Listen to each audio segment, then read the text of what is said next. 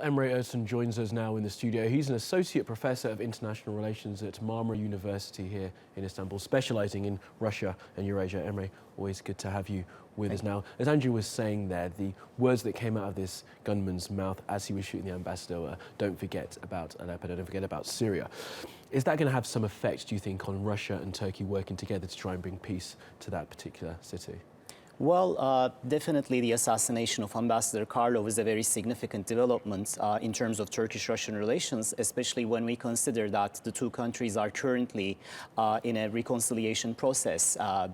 When the Turkish forces shut down the Russian fighter jet last November, the relations were dragged into a very serious crisis, and the relations were actually frozen for almost 7 months. And they only recently started to normalize their relations, not only in terms of bilateral links, but also in terms of their understanding with regard to Syria.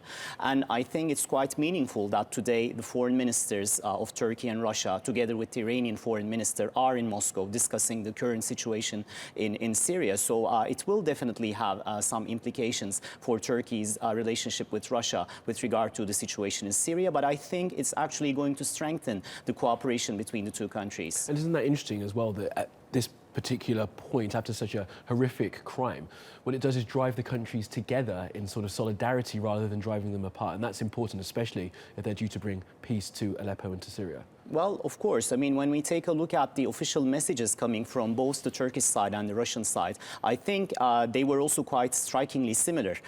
They both defined this incident as an act of terror, and they both actually indicate that this was not only aimed at Ambassador Karlov or Russia, but also the Russian-Turkish relations. So it's very important at the same time that President Erdogan also immediately called President Putin. The two countries are actually working in close cooperation currently in order to solve the crisis. So I think the security and intelligence cooperation that was already intensifying in the last few months between Turkey and Russia is actually going to get stronger after this incident. Okay, well, let's leave that incident there and speak about what they're actually talking about in Moscow now, Syria and the war in that country.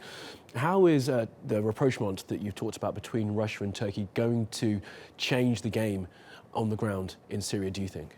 Well, it's not really a secret that Turkey and Russia had significant differences with regard to the situation in Aleppo and Syria. Russia and Iran have been supporting the Assad regime from the very beginning, while Turkey actually supported the opposition together with the Western countries. But especially after the start of this normalization process between Turkey and Russia in last August, we see that Turkey is now trying to mend its ties with Russia, not only in terms of bilateral political and economic relations, but also with regard to the situation in Syria, because that is how the Operation Euphrates Shield could be possible.